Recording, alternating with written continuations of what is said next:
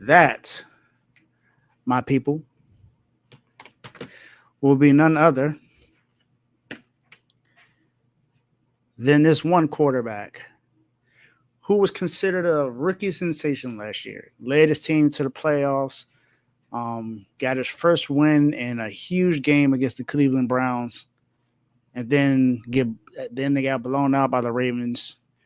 He's had a very, very up and down season this year. He's been inconsistent. He seems to look a little timid back there. CJ Stroud.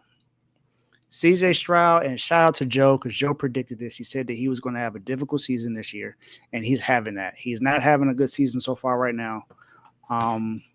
Although they're pretty much in the playoffs by default because their division is just not good.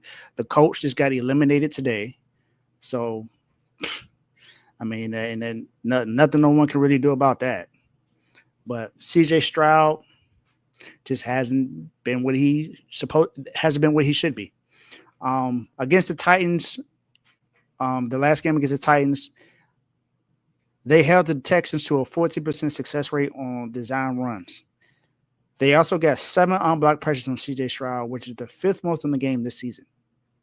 So CJ Stroud just, he almost like a deer in headlights. He's also had the most sacks taken since the start of last season. People were talking about Bryce Young, but CJ Stroud has actually had more.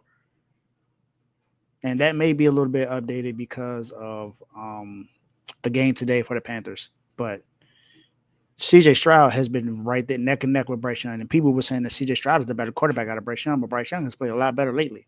He just doesn't have the same talent around him that CJ Stroud does.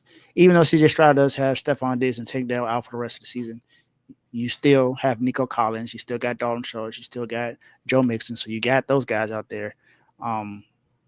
So you got to make it work. And you still got a pretty good defense back there. And you're losing games that you should be winning.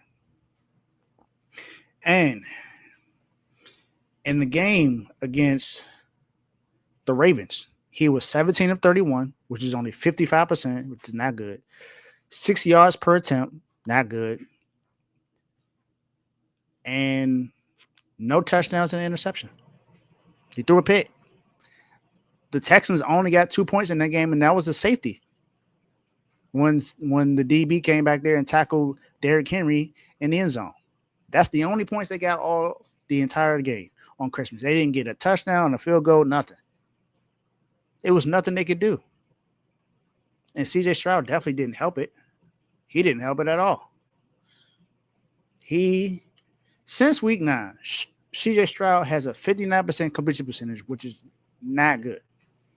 6.7 yards per attempt, 8 touchdowns, and 8 interceptions. And guess what the Texans record is in that game?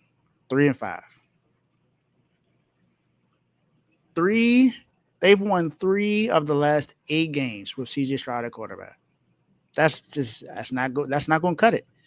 Yes, you're in the playoffs, but like I said, it's by default. Because the Jaguars aren't doing nothing, the Colts aren't doing nothing, and the Titans aren't doing anything. So, almost like last year. Well, last year, the Jaguars gave it to you because they choked in the end. They started losing games in the end. They squandered. And then this year, no one else has really been good enough. Colts had quarterbacks in and out. Jaguars, quarterbacks in and out. Same thing with the Titans. Quarterbacks in and out. You had Mason Rudolph there. You had Will Levis there. You had the other quarterback who then got traded to the Packers. So that's what you had.